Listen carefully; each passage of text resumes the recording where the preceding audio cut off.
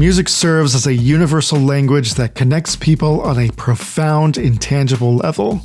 But how do musicians do this? I'm Warren Buchholz, Jazz Brand Manager at WUSF, and I'm on a mission to find out.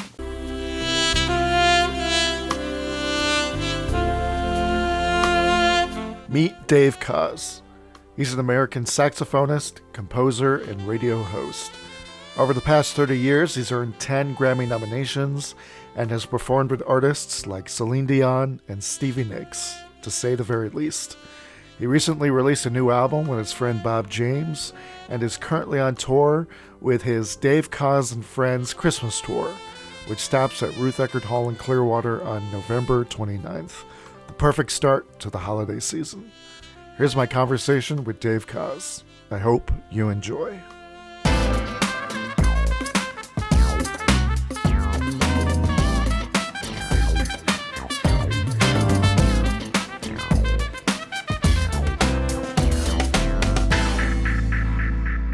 Do you have any holiday traditions that you do? My holiday tradition is being on the road. We're just about ready to start our 28th annual trek, Christmas holiday trek, which is unbelievable to me that it's been around for this long. But I haven't been home for the holidays for almost 30 years. No Thanksgivings, but the truth is my family on the road is including our traveling personnel, but also our audiences as well. That's the part that makes it really special for me. So the tradition of being on the road at the time of the holidays, just a very warm, I think it's the best time of year to be on the road playing shows because everybody's just in that festive spirit, ready to have a good time with their hair down and welcome the new year. Yeah, that's amazing. 28 years of this tour. One thing I would love to ask is, how do you change up the show each year? Well, the main way that gets accomplished is by changing the cast. Every year we have different people come through. And over the last maybe 5 years or so, we've decided to, Jonathan Butler, who's an amazing South African guitarist, has been sort of the anchor with me of this tour for probably, I'd say close to, if not over 20 of the 28 years. And he's just like my brother. He's just so, he and I just, we're brothers, and we're in sync. We come from such different backgrounds, but we're so in sync when it comes to putting a show together that has the right message and the right heart. And every year we, if Jonathan and I are the anchors, then we kind of mix it up with different people every year.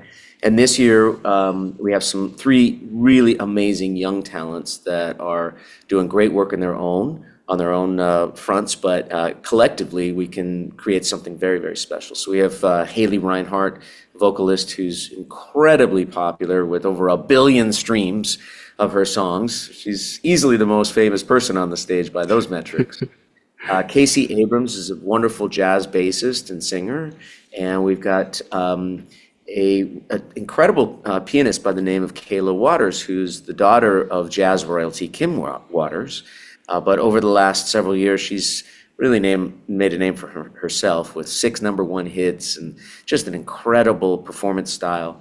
So the 5 of us this year are a chance for us to do something completely different than last year and the year before, offering our guests, many of them come back every year, and I don't want necessarily for them to have to see the same show over and over and over again. We want to make it different. And there's so much great music to put into the mix, like so many holiday songs and tons that we have done, but tons that we haven't done. So it's a chance for us every year to reinvent ourselves. And you do not only Christmas songs, but you also do Hanukkah songs as well. I believe you grew up Jewish. Yeah, I'm Jewish, which is even more funny and ironic that a nice Jewish boy from the San Fernando Valley has got 28 years of Christmas tours, and I think 8 or 9 Christmas albums. It's a head scratcher. But yes, we do a Hanukkah medley this year. Casey Abrams is another Jewish person. The first time that we've had another Jew on our tour. But Hanukkah music just doesn't compare to Christmas songs. There's thousands of Christmas songs, and 2 or 3 Hanukkah songs. So I had to write one actually to put it in the show. It's called Eight Oh, wow. Candles. 8 candles. All right. All right. Very cool. What can audiences expect from this show? Well, I think always it's a chance for us, the holiday season, to be together. This has been a very difficult, challenging year for a lot of people. And this is a chance to just come to a beautiful venue, shut out the outside world for a couple of hours, and just marinate in all this beautiful music and in each other. And remember, it's kind of a reminder of what's most important in life. And the music is really helps telegraph that, because these are songs that are not just pieces of music. They really are parts of our lives. They kind of attach themselves to us on our insides, reminding us of very special times and people in our lives. And so it can be a very emotional concert. There's a couple of spots in this show that are tear-jerkers that even for me, I've heard them a bunch of times, and they still make me cry when I hear them. Like Haley Reinhart singing Ave Maria. It's just one of the most beautiful things I've ever heard. And Jonathan Butler reprising his classic "Oh Holy Night." But then there's a lot of fun stuff too, like silly stuff and goofy and very heartwarming and really fun and throwbacks to nostalgia, because the Christmas repertoire is really very much rooted in tradition and nostalgia. So we try to throw in all these elements into an hour and a half show that really takes people on a really fun ride and journey. And hopefully when they leave the theater, they're in a really great mood and ready to sort of just not just embrace the rest of the holiday season, but really look at the new year with open arms and an open heart. So 20 years with Jonathan Butler. How did you two meet? We met, I think, the very first time. This is where I get a little foggy because I can't remember anything at my old age. But I think we met originally on a recording session for his record, where his record company wanted me to play on something. And there was this kid named Jonathan Butler. I'd seen him in jazz festivals and stuff like that, but we had never met. And here, this little 5 foot, I think he might be like a half an inch shorter than me, and I'm short. So I immediately liked him. I gave him a hug, and we were the same height and the same build generally. And so it's just like meeting a long lost brother. But the amount of musicality that this guy has, effortless musicality. That's the thing about him. It's just music exudes from him so easily and naturally.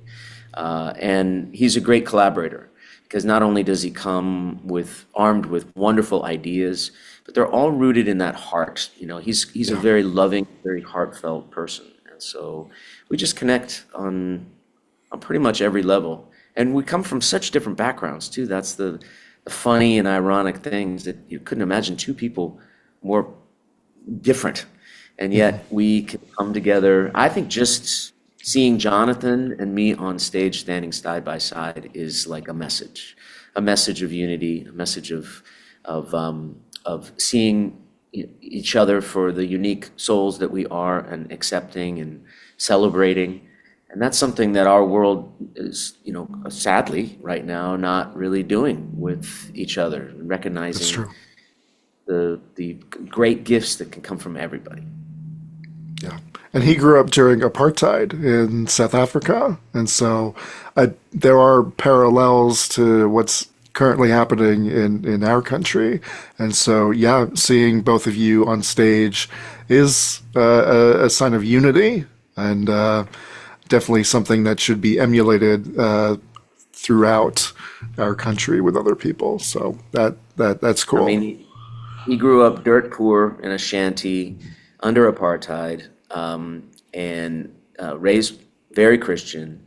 Me, I grew up in Los Angeles, and none of that, and raised Jewish and white, and you're right about that. It's just a nice, beautiful image. Even if we didn't open our mouths or play any instruments, it's just a beautiful image. And I do agree with you. I think that we have we can learn a lot from the past and learn that, some things definitely don't work. And that the thing that blows me away about Jonathan is that he grew up, pretty in some dire circumstances, bad circumstances that can make somebody turn very negative in the rest of their lives.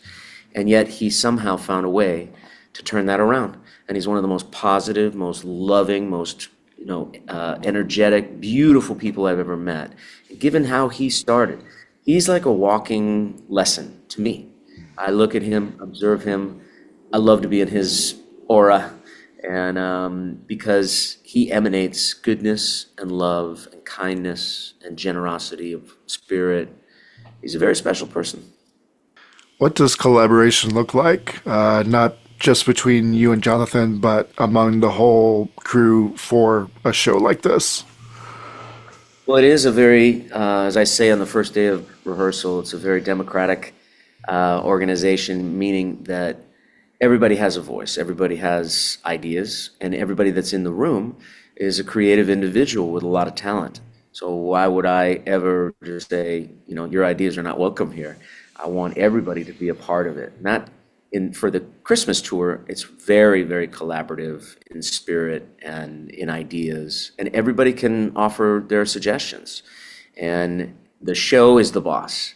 I'm not the boss. The show is the boss. Whatever's best for the show is what people are gonna see on stage.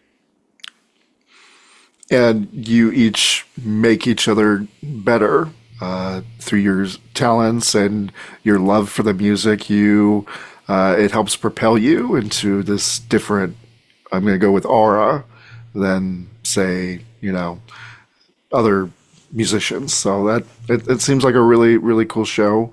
I'm hoping to see it this year. I would love for you to see it. And I want to just add one thing about collaboration.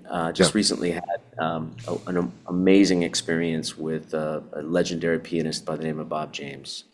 We made a record called Just Us, which was just us, piano and saxophone.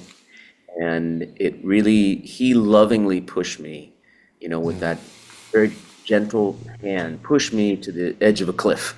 And what I didn't realize was that there was no net on the other side of it. And Yeah. it was that kind of riskiness, that kind of pushing yourself to find new truths in your own musicianship. And it was scary, and it was making myself extremely vulnerable, but there was a huge win. Not only did I learn so much from the process, but the album got nominated for a Grammy. So Bob and I were very, very excited about that. And it was, again, further confirmation of the gift of collaboration. Collaboration has been a thread that's run through my whole career. That's what I'm about. And here was just absolute proof that that's the right way to go, at least for me. Congrats on the Grammy nomination. I know you spoke about this album, that album with how it was just you two, and you could hear every single string or note or anything, and so it made you focus even harder because of this kind of raw sound. It was warts and all. These were live recordings, recorded in his living room, so we couldn't punch in and make it perfect. What was in the room is what's on the album, and that is a special thing when you can feel confident enough to put that out there. And we were not making an album for fans. We weren't even making an album. We're just making music for each other. Yeah, for each other. It's almost like we've invited other people to take a listen to the music that we made for us. Very cool. So you're playing at Ruth Eckerd Hall in Clearwater on the 29th. You're in Sarasota on the 30th, Naples on the 1st, Jacksonville on the 2nd. You're basically doing the Florida tour right now. How do you kind of change things each night, or does the show kind of stay the same? Well, it's a jazz show, so it's going to change a little bit from night to night. Solos are different, banter is different, but the set is the same. In other words, the music that we choose to play every night is sort of a set show. And yeah, it's a great time we love playing the Florida circuit, if you will.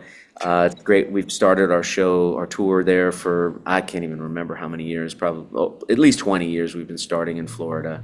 It's a great way to begin, and beautiful audiences and very warm and receptive. So yeah, we're thrilled about it, as always. Do you have a favorite song from the show? For me, this year, it's listening to Haley sing Ave Maria. Ave Maria. It's just so pretty. She's an amazing singer, artist. Really, really beautiful. I'm looking forward to the show.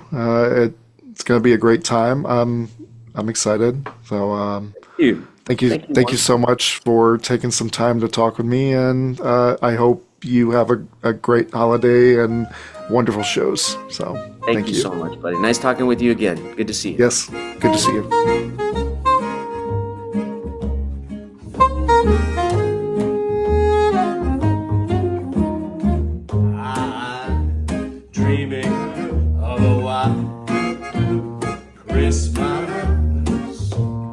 Just like the ones I used to know.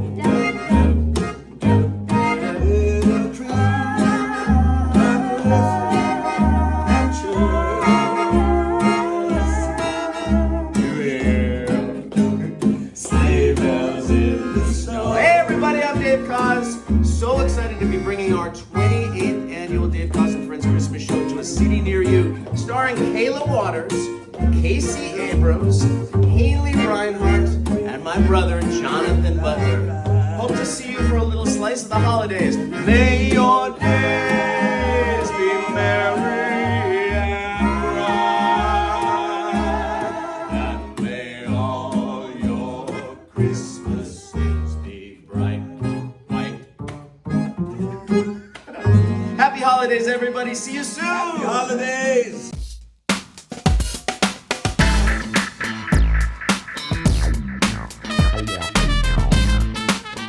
Hey, thanks for listening. Be sure to visit WUSFjazz.org to watch local jazz performances, find jazz events through Florida, listen to curated Spotify playlists, and a whole lot more. WUSFjazz.org. Today's audio was recorded over Zoom. Production assistance by Chandler Balcom. I'm Warren Buchholz, host and editor.